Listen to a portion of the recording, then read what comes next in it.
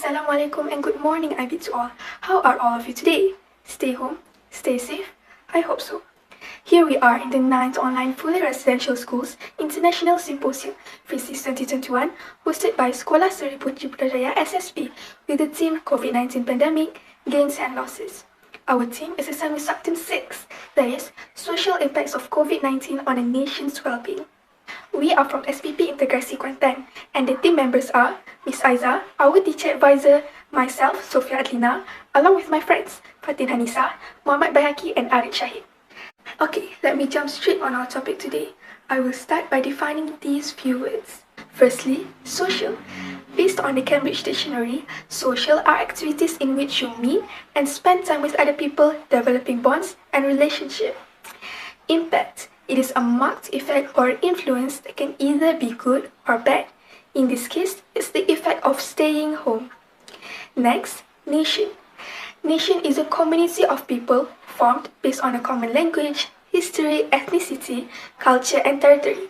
And our scope for a nation is, of course, the Malaysian community. Finally, well-being. That is the human state of being comfortable, healthy, or happy.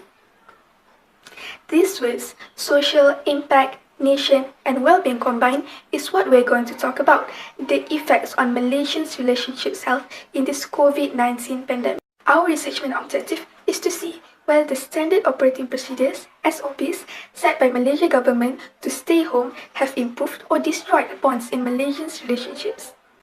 Our way of gaining information for our research is by reading and going to different social medias, such as Instagram and Twitter, where most people express their stay-at-home feelings and situations in the current pandemic condition, alongside with information from newspapers and television.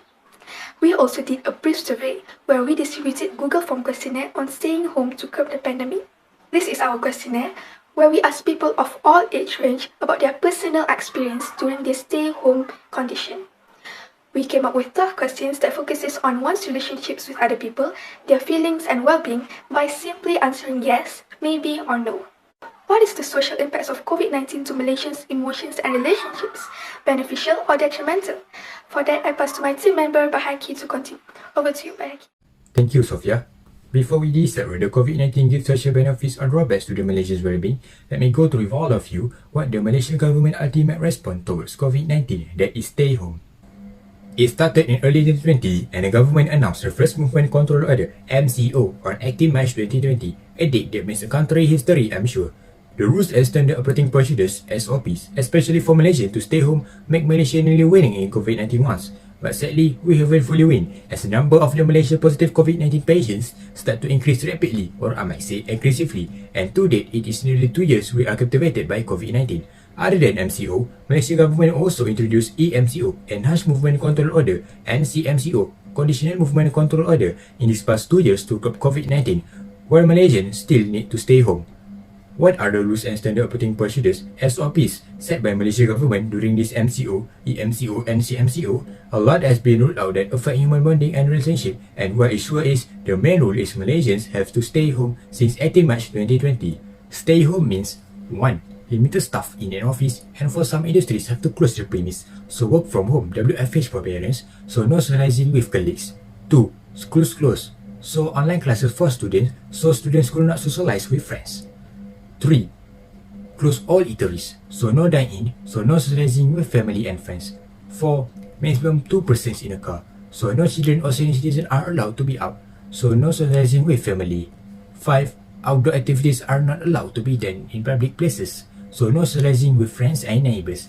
And 6. No guests, no banquet, no gathering with the people who are not in the same household, so no socializing with friends and relatives. So stay home means to only be around with your people in the same household 24/7, so no relatives, no friends or colleagues, no neighbors, and no outsiders. Stay home is a vital rule set by Malaysia government to curb COVID-19 and protect Malaysians. And of course, this stay home gives social impacts on Malaysians' well-being. To go further with our finding, I pass to Fatin. Take it away, Fatin. Thank you, Bayhaki.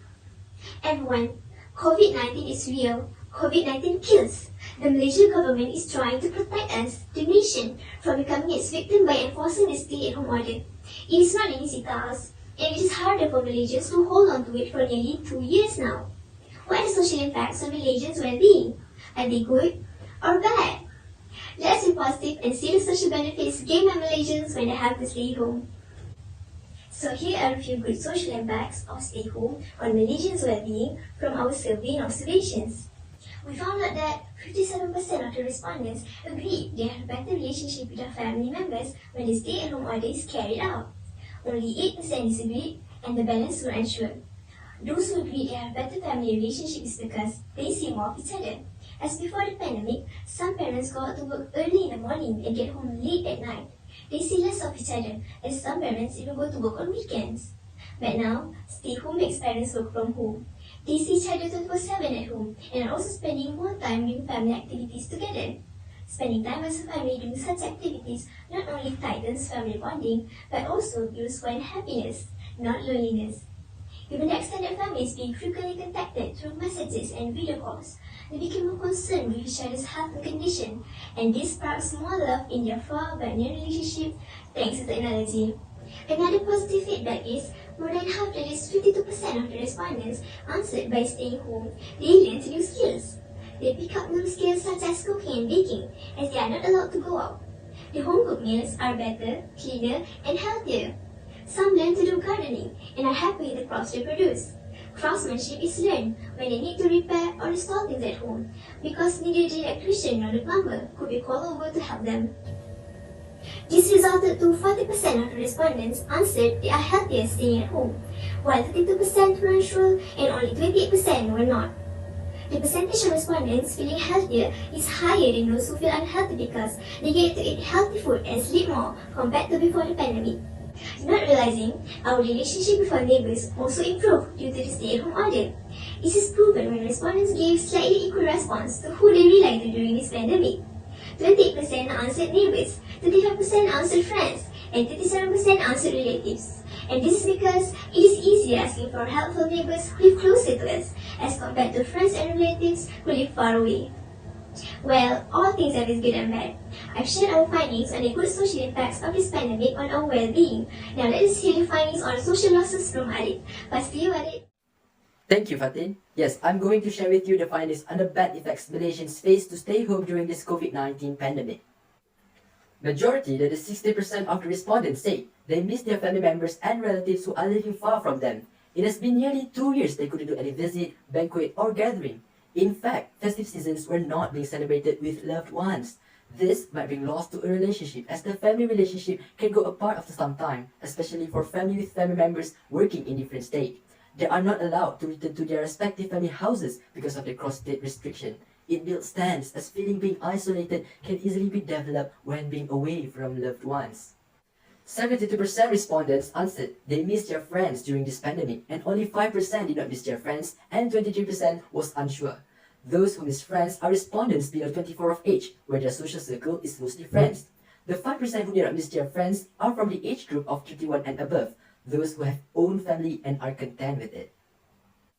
It was found out that more than half respondents, that is 55%, was stressed with the stay-home rule set by the government, compared to 12% who were not, and the balance 33% was unsure of their feelings. This stress can be dangerous if it reaches its limit, and this can lead to irresponsible actions. This is the main reason we heard news on committing suicides increases during this pandemic.